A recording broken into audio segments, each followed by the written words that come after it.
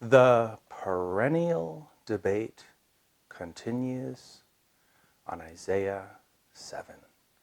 I wanted to address this question that gave birth to many responses and counter-responses in the comments section of my previous video by Ben Cheng. Point 1 and part of point 2 is what I will address because the other points are covered by videos that I have already done. And maybe I'll do those videos again. Sorry, this doesn't make sense. The verse clearly saws. I think he means says. But we know because of the context that it is present tense and not past tense. But that's for another video. The verse clearly says, is what he means. The woman is pregnant and is giving birth. The verb for birth is present tense. I don't know if Rashi would agree with that, but whatever. And I don't think it even matters. Clearly there is a specific woman being discussed.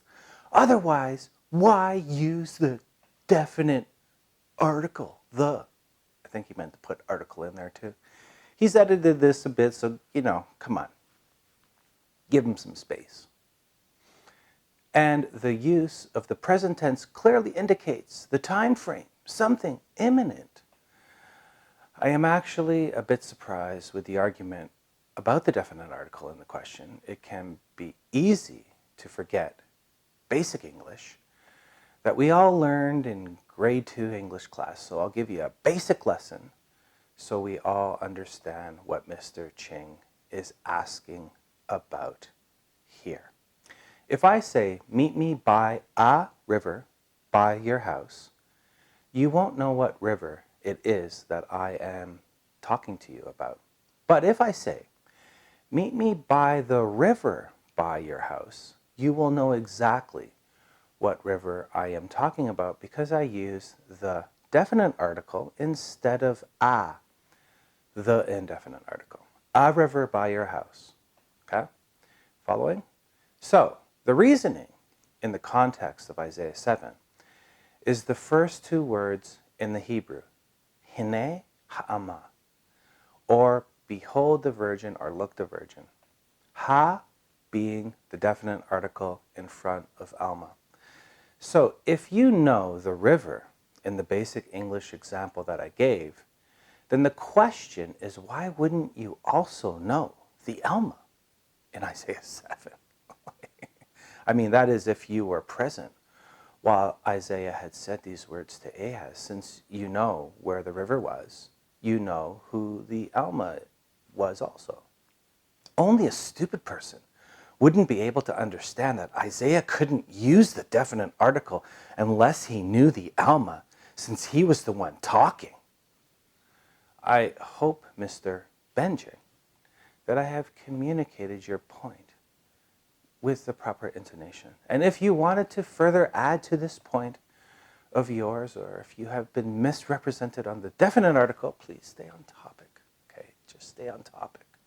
When I rebuke one thing in one video, don't jump to other things that your fuzzy brains need help with.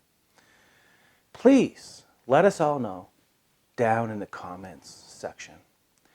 It's a good thing that in Hebrew and in English, the definite article functions much in the same way. So let's do another basic English lesson that I don't even think matters, but let's do it anyways. If I told you that in ancient Rome that the definite article, that the mathematicians were very advanced, would that mean that I knew those mathematicians since I used the definite article? No. The context is clear. Again, context. Am I doing a context rebuttal too? No, I'm just doing the definite article, okay? I am not 2,000 years old, so even though I use the definite article, it does not mean that I knew those mathematicians in ancient Rome. Good, correct. You're following me. If I say that the Romans, remember the definite article, that the ancient Romans constructed very good roads. Does that mean that I knew those ancient Romans who constructed those roads? Okay, so those were very easy ones, but let's go into the Bible now. The very complicated Bible, or the very complicated Bible you've made complicated, which isn't complicated. Okay, it's very simple. And just follow me, because the point that I just made, or the previous points I just made, are moot. I'm sorry.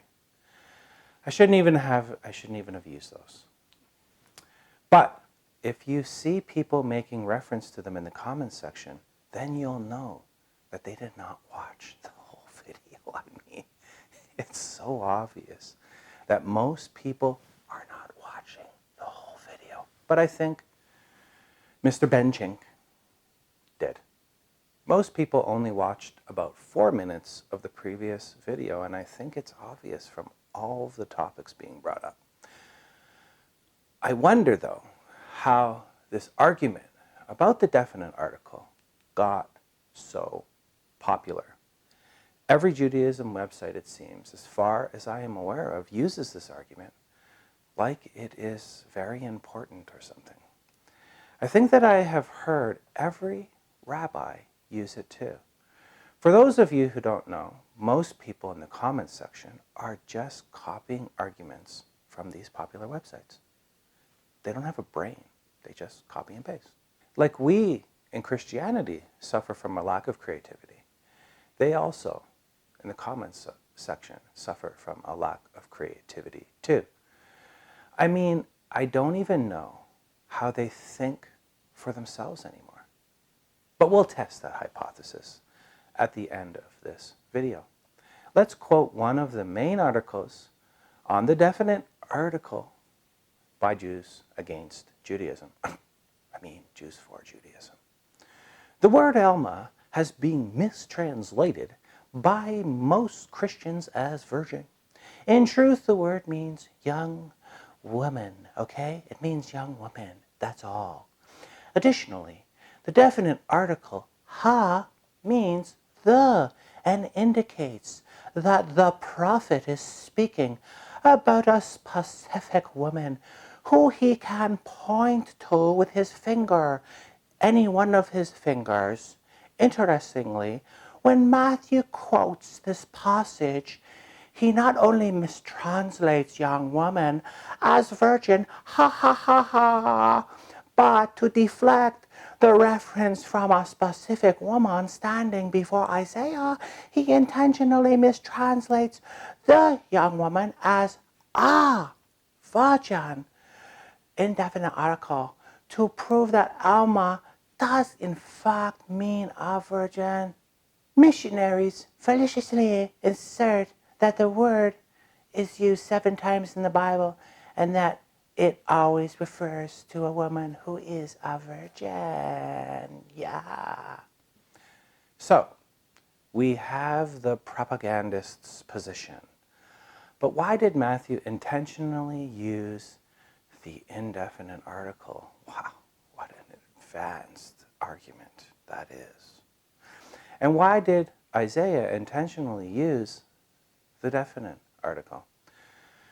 First, let's answer, why did Isaiah intentionally use the definite article? Why do I have to repeat myself? The question is the false frame, as usual. As usual, the question is the false frame. And because of the severe lack of creativity in our own Christian religion and Messianic Judaism religion, which is just another way to say the lack of unknown knowledge or the lack of knowledge. No one had realized it. The fact that this argument shows up in commentaries by Christian scholars, and the fact that it is at the top of the academic debate shows how challenged the leaders of our community are, and never forget that. Never forget that. No wonder they came up with the pathetic dual prophecy. And I wonder if the rabbis, and just because I use the word "the" in front of rabbis, it does not mean that I know the rabbis, okay? See how I did that? I wonder if the rabbis already know. Well, I can point to the rabbis, right? So that means that I do know them. I wonder if the rabbis already know how irrelevant the definite article debate is. I wonder if they know. But you'll know who stopped the video right here and starts writing in the comments section and doesn't listen to the rest. I say this because they love to use our lack of knowledge against us. And we all know that who often does that in the Bible. That is, if we understand the Bible or Tanakh at all, we are supposed to be in a lack of knowledge. That is our religion. That is our identity as Christians. Faith. When they put us in a lack of knowledge, we should be comfortable within that position. The righteous shall live by faith, not the righteous shall not live by the lack of knowledge. Let's deal with the basic understanding of Isaiah's prophecy, which should have been communicated 50 years ago in a Christian commentary. Here's the verses in question, and let us analyze. Yes, let us analyze. Who is the prophet and who is God? How about that? Has God become a prophet and has Isaiah become God? Well, what a dumb question that is. What a dumb question. Then the Lord spoke again to Ahaz, saying, who is talking? I mean, do we have to argue about this at all? Okay. Who is talking? The Lord spoke. Okay, so we're not going to argue about that, right? Okay. So the first question is answered. God is talking. Look, I know that you are all a little bit slow because you've been indoctrinated by the rabbis, and the brain is firing now.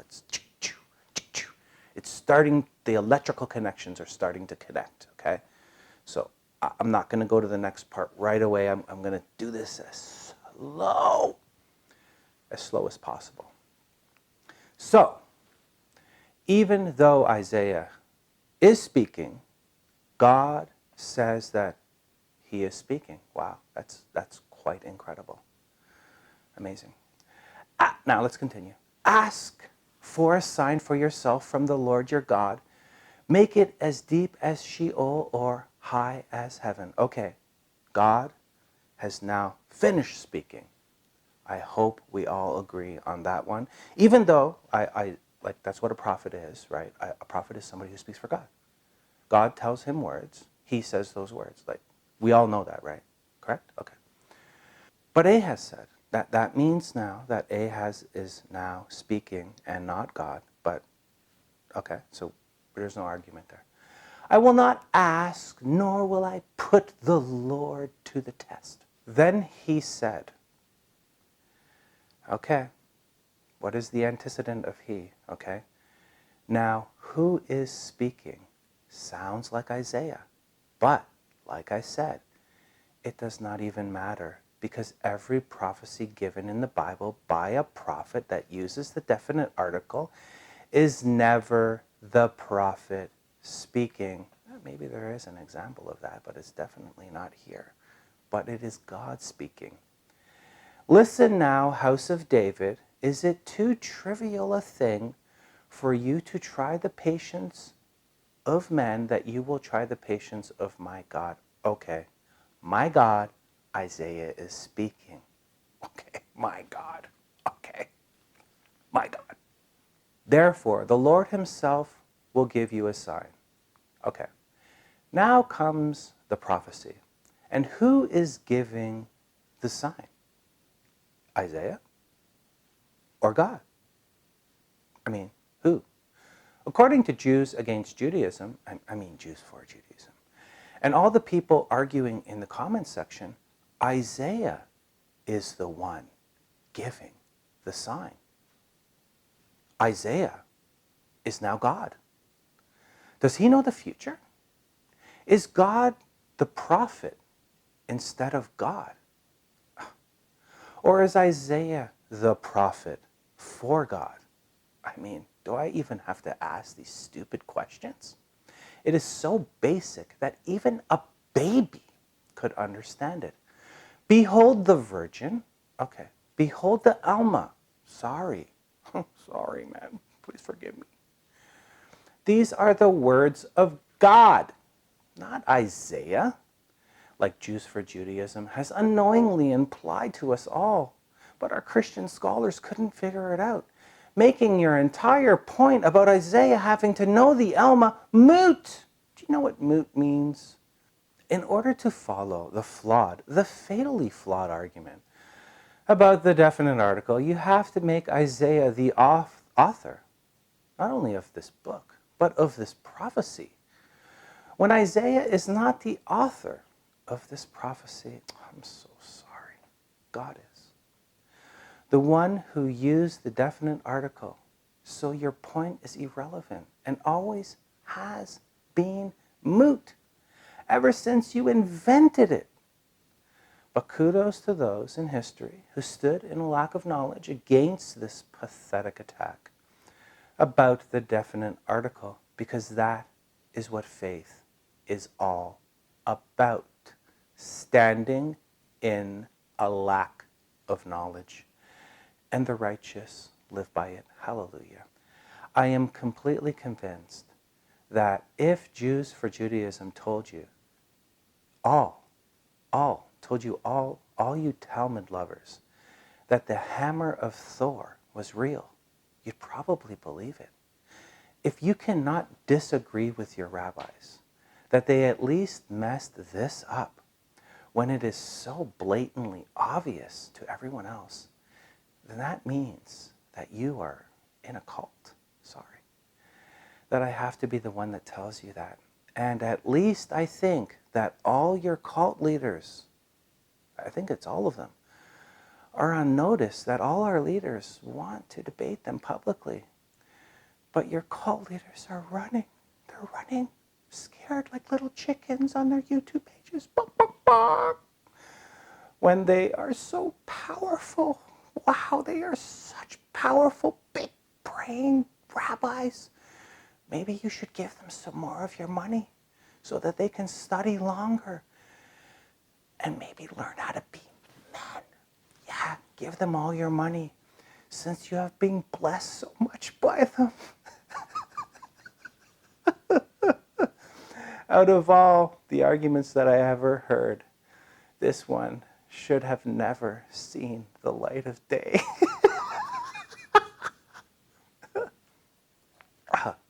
So, why did Matthew use the indefinite article intentionally? And he did. He's guilty. Matthew used it because his basic knowledge of the Hebrew text was so advanced that he knew that no one knew the identity of the Alma. It is so funny to say this, that even though the definite article was used, that the identity of the Alma was indefinite. So he was highlighting that by a clever paraphrase. And now, what was unknown 600 years earlier was now known to Matthew. The identity of a little Jewish girl who would become the mother of God. That's all. There was never a conspiracy theory. Your rabbis are high on cocaine. Stop following them.